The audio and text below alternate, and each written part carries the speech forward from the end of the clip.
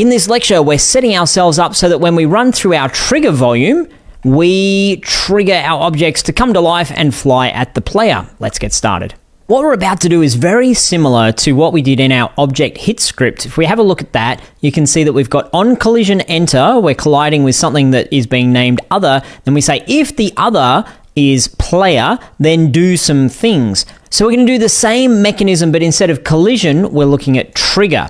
First of all, we need a trigger. I'm going to go into the hierarchy, right-click, create 3D object and cube, and just put this somewhere in my scene near-ish to the player. Just need to make sure I know where it is, just in front of the player there. Cool.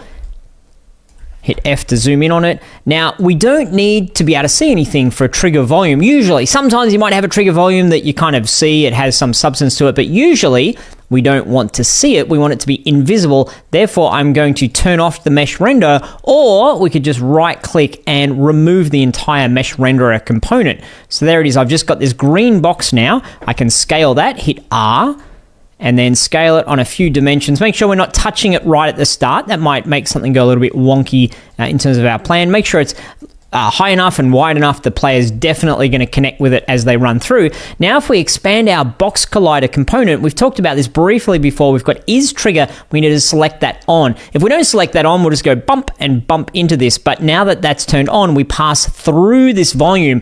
And the moment we pass through it, the game knows, oh, hang on, something passed through me just here. So let's make some code to take care of that. We'll create ourselves a new script, right click down in the project area, create a mono behavior script, and we'll call this trigger projectile. Trigger projectile, did that work properly? Trigger projectile, yes it did. I'm going to find my cube and rename this to be trigger volume. And then I'll drag my trigger projectile on top of my trigger volume, or I could click add component, or I could drag it over here in the hierarchy. So we've got the trigger projectile script, which is sitting on the trigger volume game object. Now let's open up trigger projectile script. I don't actually need all this stuff in here. I keep creating these scripts that we don't need all the stuff. I'm going to delete start, and I'm going to delete update. Now, instead of, let's have a look at object hit. Instead of OnCollisionEnter, we're going to have a very similar method, which is OnTriggerEnter. And as I've said before, we can do OnTriggerExit, or we can do OnTriggerStay. There's a bunch of other things here to do with triggers. Let's do OnTriggerEnter. That will complete our statement here. Again, we've talked about we don't need this private at the start of our method, but it puts it in there anyway, just to say this is private within this context of this class. I'll just pop my brackets on the next line because I like it looking that way, but you don't have to. You could leave it where it was. What do we need next? Well, if other.gameObject.tag equals what? You should know this one. Yell it at the screen so all your neighbors hear and think you're crazy. We need our quotation marks and then player with an uppercase P. So if the tag is player, then we need our curly braces here. We do something. What are we going to do? Well, that's interesting. Let's go back and have a look. You know what? I'm going to take a particular approach to this. And a lot of what we're doing in this project, I'm trying to keep as simple and beginner friendly as possible. So if you've got a little bit of programming knowledge, I invite you to go about being a bit more creative in how you solve this. But for now, I'm trying to keep it super simple. I'm going to take one of my projectiles. Let's take the first projectile here. So the projectile at the top. I'm going to say, I want that projectile to awaken and fly at the player. That's going to be, I think, the simplest conceptually and a fine way to do it.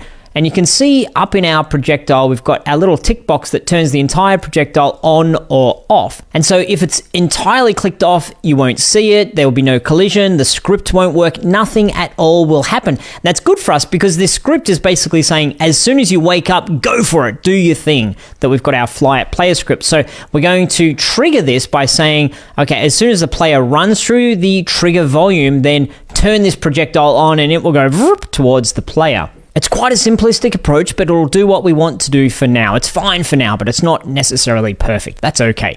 So we'll go back over into our trigger projectile script.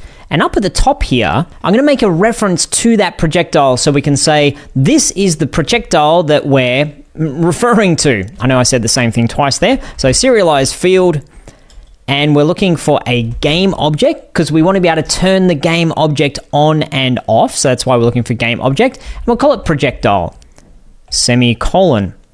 Now within our if statement, if the player is tagged, then we want to awaken this object. And the way that we're going to do that is by starting off by saying we're referring to projectile dot set active, and then in parentheses, we will set this to true. That is the way that we awaken it. So this is where we're saying I'm the trigger volume, and I'm going to take responsibility for knowing if the player bumped into me. And I'm also going to take responsibility for knowing what objects need to come alive when the player bumps into me. So all of this is residing, all this responsibility is residing on this trigger volume here. So I'm going to save and back over into Unity. Now we need to click on our trigger volume.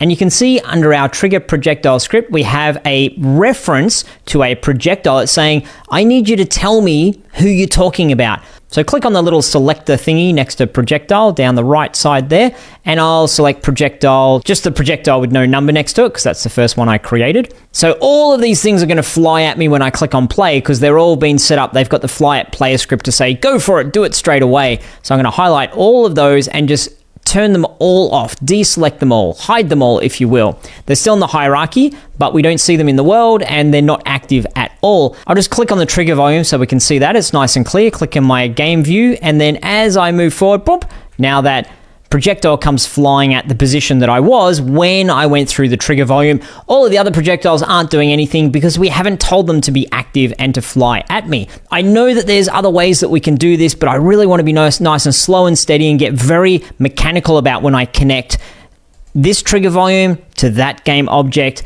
That allows that game object to be enabled, and then that game object can run its script, which is sitting there ready to run, and it flies at me. So hopefully conceptually that all clicks for you.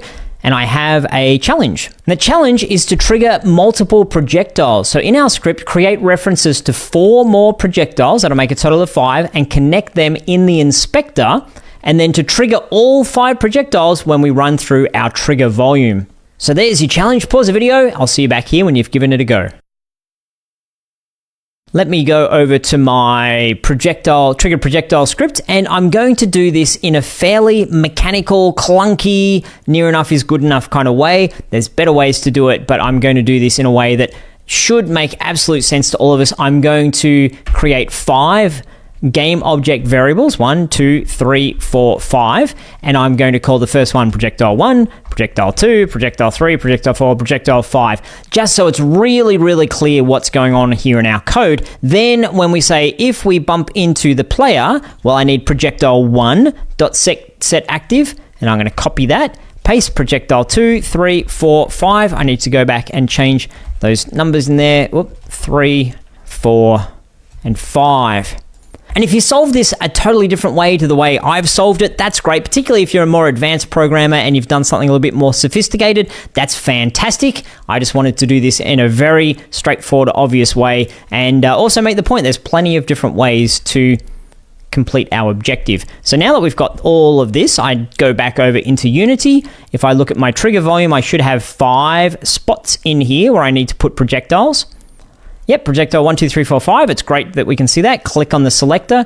I'll choose my first projectile, click on it again, my second projectile, click on it again, third projectile, and so on. Let's set all these up. 4. How come I don't have 5? 1, 2, 3, 4. Did I make a 5th one? Oh, I missed 2. That's okay. It doesn't need to be in order, but there's projectile 2. 1, 2, 3, 4, 5, and blank. Now when I click on play, what we should see is when I go through the trigger volume, whoop, if I can do it correctly, all of them fly at me because we've got all these different objects that have been set up. So there we go. That's a very basic way of connecting a reference to multiple game objects and triggering those game objects to come to life and work their magic when I run through that trigger volume. If you're looking at it and saying, something about it's just not working, there's a very good chance that you've not clicked on IsTrigger. It's really important that we have IsTrigger turned on. IsTrigger turned on and the player has a rigid body. They're the 2 main things when we have trigger or collision type issues. There we go. That's what I wanted to cover in this lecture. I will see you in the next one.